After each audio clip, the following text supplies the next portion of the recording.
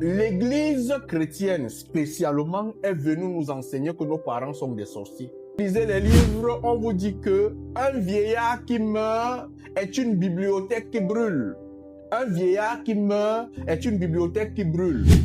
La transmission de la connaissance avant se faisait de vieillard à jeune. Aujourd'hui, les jeunes ont peur de partir auprès de leurs grands-parents parce qu'ils considèrent que leurs grands-parents sont des sorciers. Et c'est l'Église qui enseigne ça aux gens. Oh, papa, ta grand-mère est sorcière. Oh, papa, ta tantine est ceci. Oh, papa, ton ceci est cela. Et à partir de là, lorsqu'on bombarde ce type de message dans les cerveaux des jeunes, ils ne peuvent jamais comprendre la dimension spirituelle. Je dis bien que dans ce livre-ci, j'ai parlé par exemple de la transmission du traitement. Il y a des traitements qu'on transmet aux gens. On te transmet. C'est-à-dire que tu pars chez quelqu'un, tu fais une formation. Lorsque tu as fini la formation, tu vas maintenant, il t'impose des mains. Il te donne une transmission de cette connaissance. Et à partir de là, tu es capable de guérir. Mais si on ne t'a jamais donné cette transmission, tu ne guériras jamais quelqu'un. Les grands-parents avaient des secrets avant. Si aujourd'hui, on va dire que non, nous sommes des sorciers, mais si nous, Africains, je vais poser cette question à un jeune. Si toi, aujourd'hui, on te donne la sorcellerie qui permet d'entrer dans la banque, est-ce que tu vas refuser cette sorcellerie? Peu vont refuser parce que nos parents avaient cette sorcellerie. Ils savaient comment gérer des choses. Ils savaient comment gérer des énergies. Mais aujourd'hui, aucun jeune ne connaît plus ça. On est venu nous enseigner que ce grand-père-là est un sorcier. Cette grand-mère-là est une sorcière. Et lorsqu'on a la culture de nos grands-parents sont des sorciers, comment est-ce qu'on va grandir spirituellement? On ne peut jamais grandir spirituellement. C'est pour ça que moi, je réenseigne aux gens aujourd'hui un retour vers la culture. Un retour vers la culture. Priez votre Jésus, mais restez connecté à votre culture. Je reprends ça. Priez votre Jésus, mais restez connecté à votre culture. Regardez une chose. Un enfant peut être ici. Il connaît l'histoire de Jésus de A à Z, mais il ne connaît pas son histoire à lui. On lui demande que signifie Jésus. Jésus signifie Dieu avec nous. Hein? Que signifie Emmanuel? Dieu avec nous. Mais que signifie ton nom toi-même? La personne est incapable d'expliquer. Mais quand tu n'es pas capable d'expliquer ton nom, comment est-ce que tu vas connaître le pouvoir qu'il y a dans ton nom? Parce que dans le nom de Jésus, il y a un certain pouvoir. Mais dans ton nom, quel est le pouvoir? Si tu ne t'es pas rapproché de tes ancêtres, si tu ne t'es pas rapproché de tes grands-parents, si tu ne t'es pas rapproché des anciens pour apprendre comment est-ce que tu vas comprendre. C'est pourquoi je dis que nous, Africains, nous sommes un peuple égaré. ONG Joie de Vivre, bonsoir maman. Nous, Africains, nous sommes un peuple égaré. Et c'est pour ça qu'on va rester éternellement pauvres, et très endettés. Très pauvres. Voilà ça, bonsoir grand, parle-nous du Gambi. Voilà les trucs qu'on avait avant. Voilà des trucs qu'on avait avant. Tu entres dans une calebasse, on voit comment ta vie est dans la calebasse. Mais on va se poser la question. Moi, par exemple, lorsque je grandissais, on m'a enseigné le tonnerre.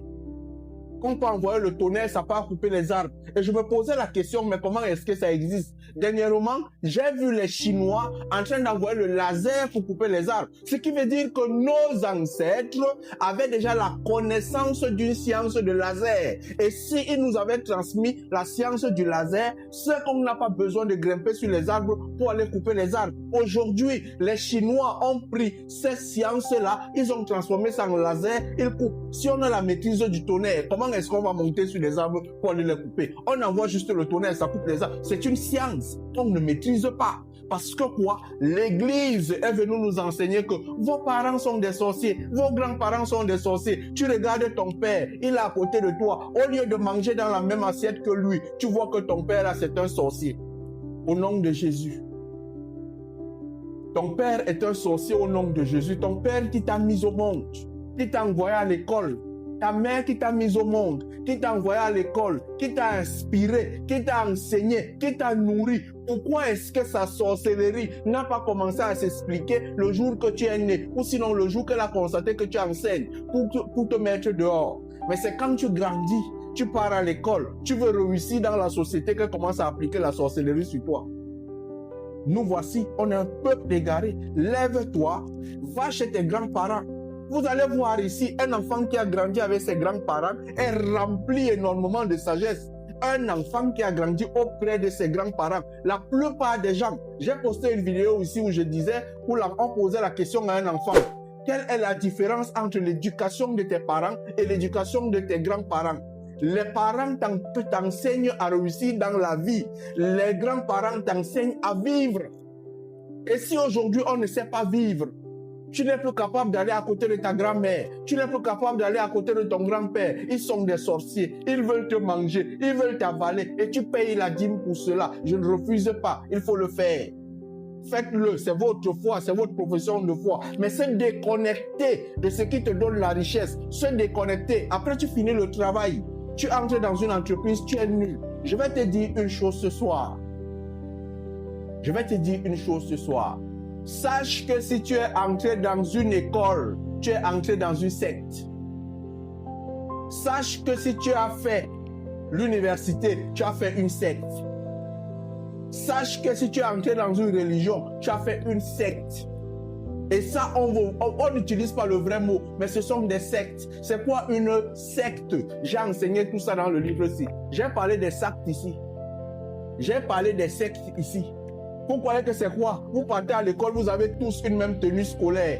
Vous vous ressemblez. On vous impose à pouvoir enlever vos cheveux. Vous croyez que vous êtes dans quoi? Vous êtes dans une secte.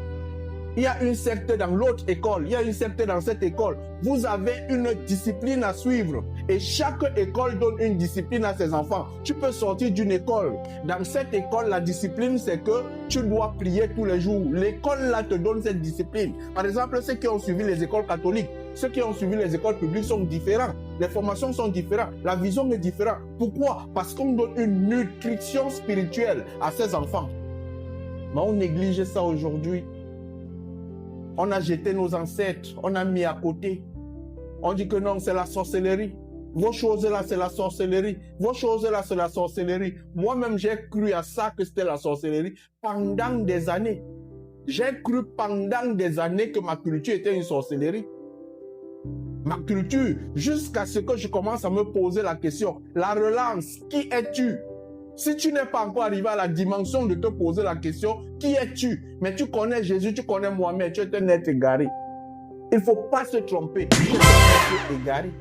Celui qui me demande de parler du Ngambé là, jusqu'à l'heure actuelle, je ne connais même pas. Je suis en train de me former pour connaître. C'est un truc dans les cultures basses, je ne connais pas. J'apprends.